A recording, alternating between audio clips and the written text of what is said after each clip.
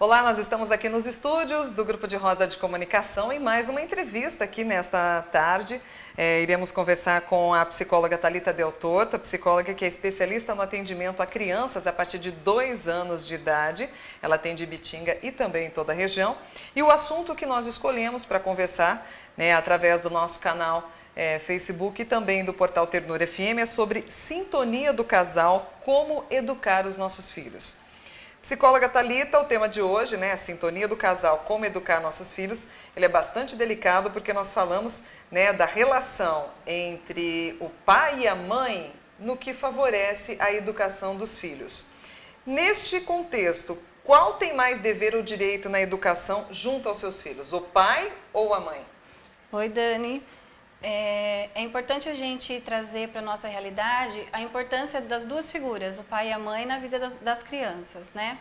Então, assim, não existe um peso maior entre pai e mãe. Os dois têm um peso igual diante dessa criança que está recebendo uma educação, que está vivendo em um lar, que está sendo socializada também e que está aprendendo tudo, né? Desde o comportamento mais simples dentro de casa, como se relacionar com outras pessoas, que isso vai acontecer ao longo desse desenvolvimento dessa criança.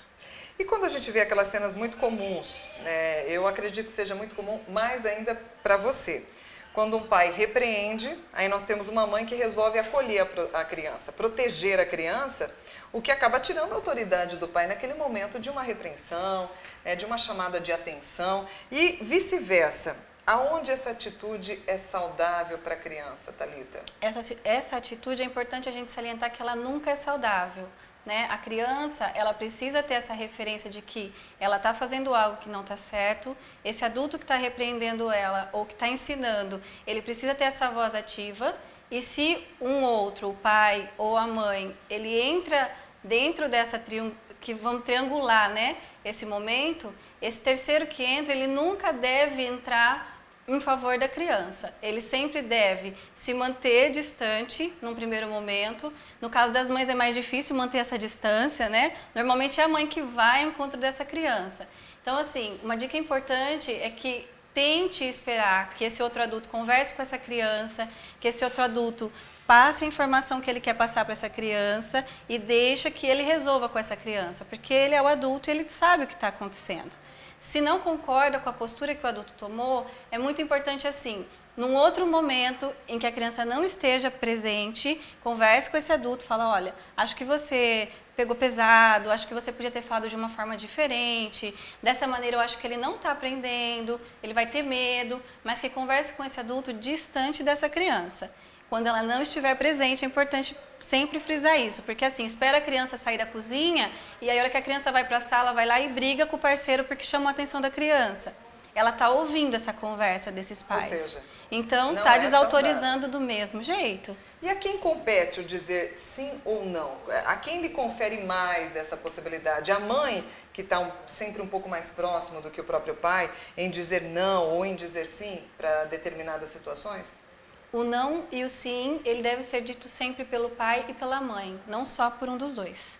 Então, os dois têm a mesma autoridade diante dessa criança. Então, quando é não, quando é sim. E é muito importante assim, muitas mães falam assim, espera seu pai chegar para você ver o que vai acontecer. Quando seu pai chegar, a gente vai conversar. Então, a gente está dando para a criança o entendimento de que eu não tenho força, eu não tenho capacidade de te corrigir, eu não sou forte o suficiente para fazer esse processo com você, então a gente vai esperar chegar alguém que possa fazer isso por nós.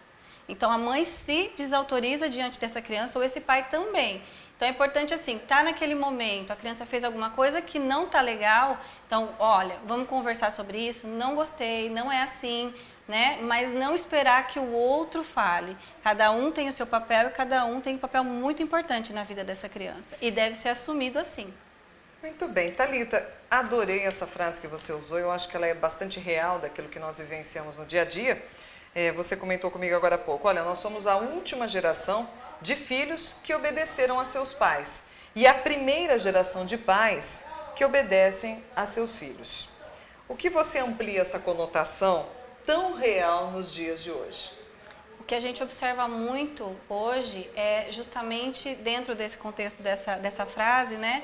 Os pais talvez por terem tido uma infância com muito autoritarismo, com pais muito bravos, com pais que eram muito rígidos. Então, houve uma inversão nesses valores, nessa cultura, de que não é preciso ser tão bravo com a criança, não é preciso impor limites, né? É lógico que tudo tem um jeito para ser feito. Então, não é batendo que a gente vai educar uma criança, mas ela precisa de regras, ela precisa de limites, ela precisa se sentir...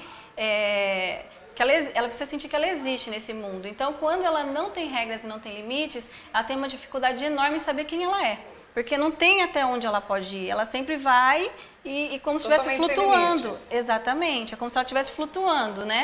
E aí, quando tem um adulto que fala, olha, isso não, isso pode, isso não pode, ela consegue se situar e ela sabe quem ela é e ela sabe até onde é o limite dela, né? Então, assim, os pais...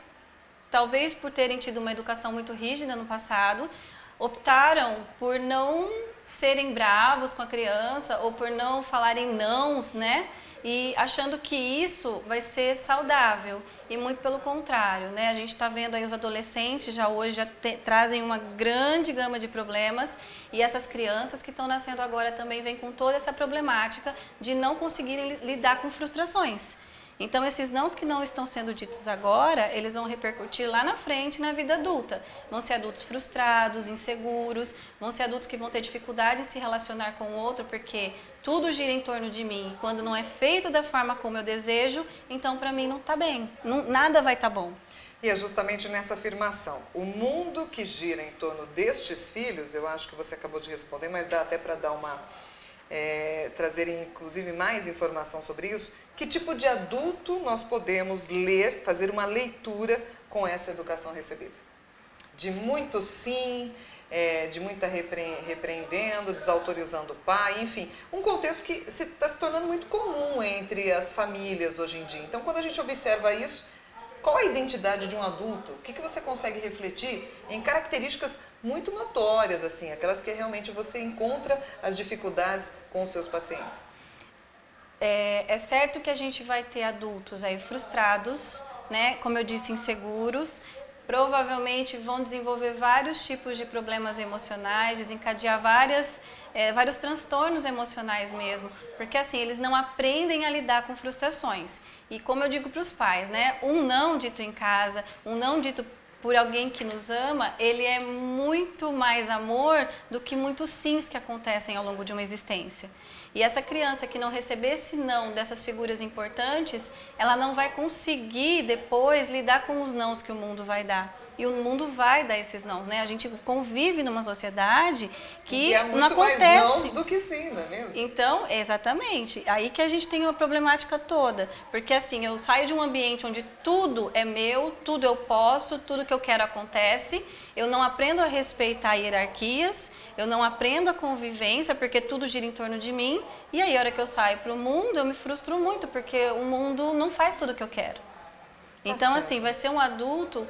Possivelmente é uma grande probabilidade de que seja um adulto com muitos problemas emocionais. Problemas com o trabalho, problemas com relacionamento afetivo, problemas em todos os âmbitos da vida desse adulto. Muito bem, então quando a gente pensa sobre tudo isso que foi dito, Thalita, é certo que a necessidade de um psicólogo se faz a partir de que idade junto a uma criança? Porque você tem um atendimento especializado a crianças.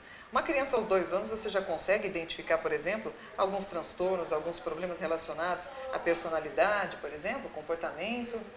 As crianças já é possível trabalhar com elas a partir dos 2 anos de idade, né? Então, assim, tudo vai depender do contexto familiar. A família normalmente percebe alguma coisa nessa criança que não está indo bem, que não está acontecendo dentro do esperado, dentro do desenvolvimento, ou mesmo uma mudança de comportamento muito significativa dessas crianças pequenas. Então, assim, a partir dos 2 anos, já é possível que a gente realize um trabalho com essas crianças. E esse trabalho, ele sempre envolve a família.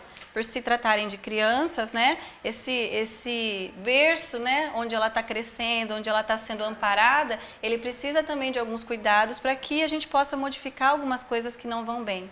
Então, a partir dos 2 anos, já é possível começar um trabalho com a criança, dentro da perspectiva familiar de que alguma coisa está acontecendo de diferente, e a partir daí, todas as idades, é sempre válido, né? A gente perceber a criança, a gente entender o que está acontecendo com ela, e quando perceber que alguma coisa está diferente do habitual, que a gente procure um profissional para orientação.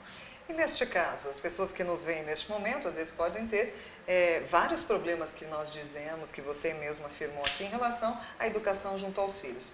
Neste caso, a psicóloga Thalita Deltorto, eu queria o endereço do seu consultório e também o horário de atendimento com o telefone. Sim, o consultório fica na Rua Orestes Russi, número 294, no Planalto. É a Clínica Espaço Corpo e Mente, e o telefone de contato é o 16 991 58 4014. Tá certo. Thalita, muito obrigada Eu pela que sua agradeço a participação. oportunidade.